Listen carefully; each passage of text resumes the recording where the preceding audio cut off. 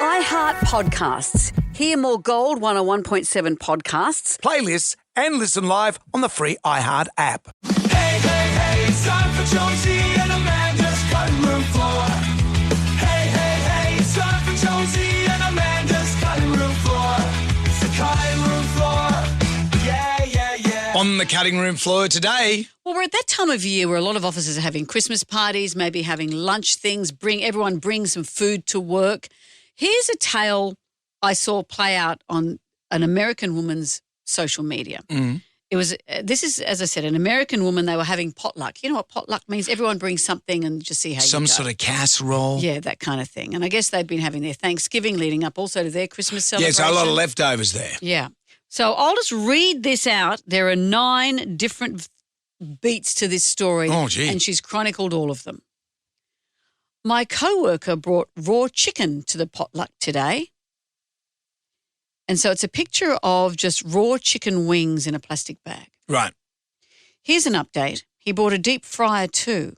No spices in sight. He's putting bare chicken in the fryer and putting the sauces on them after. He's saying that that's seasoning. So I wouldn't be critical of that. Sure. But then she said, he's touching it with his bare hands too. Please send help. Then she says, I'm literally shaking. I need my inhaler. He's just casually walking around the room touching things after touching raw chicken. This entire place is contaminated. Oh, my God. The reason I'm picking this story is because I know, Brendan, you hate congeal, you hate contamination, you hate food left on benches, you hate all of that stuff. Yeah. So this story is speaking to you. You could be this woman. So then she says, update. He bit into one to see if it was cooked and it's still raw. Another coworker, wow, I appreciate you going out of your way. And he says, yeah, this is what I love to do. And she's saying, please stop doing it. He keeps offering me the salmonella and I'm downing pizza slices just to say I'm full. I don't even eat pizza anymore. I've had 3 slices in 20 minutes. One of my coworkers who ate the wings just said, my stomach kind of hurts. I don't know what's wrong. Salmonella, that's what's wrong. I'm watching natural selection happen in real time. She said, I forgot to tell y'all the worst part, LMAO. To sauce the wings, he was putting them in Tupperware. Instead of tossing them, he turned them with his bare fingers and licked his fingers a few times between each one to get the sauce off. Yeah. My coworker had to leave early because she's dead ass sick. Right. So it actually had paid dividends straight away. Well, who knows? He said he's offered to make more tomorrow, and I immediately said, no, today was enough. He laughed it off, but I'm serious. She says, after today, I've concluded this is a toxic and hostile work environment and I have to go. She's going to leave. For reference, it's my 3rd week here. Everything's been going great so far. Dope environment / culture.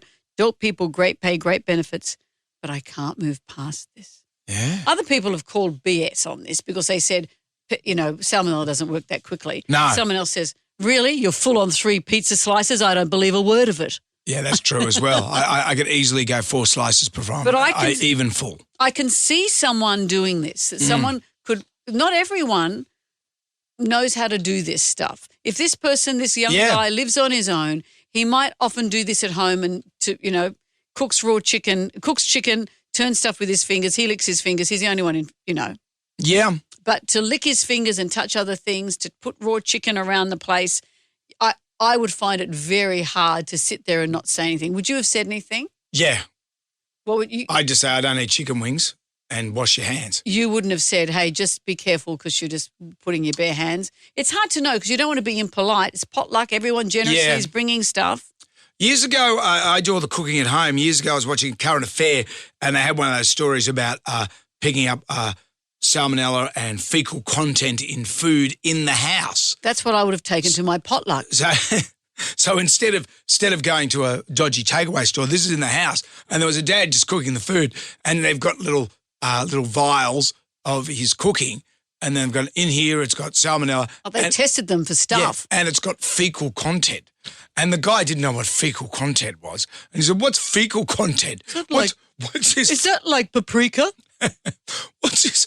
And they said, well, it's It's Toilet germs. Yeah, and they said that, and he's got, no, well, I don't understand. What's this fecal content? What's that? What's that? And then someone said, it's shit, mate. Oh. Wash your hands when you... Who said that to him? The reporter had to say it's poo. Wash your hands probably when you go to the toilet. And I saw that years ago, and ever since then, I've always been very mindful in the kitchen about food hygiene. So is that why you cook in the toilet? They always cook in the toilet. The cistern is great. You set it up in the top. Cut out, you can rinse your stuff in there. Easy. Yeah, they've got flowing water. Why wouldn't you? Why wouldn't you?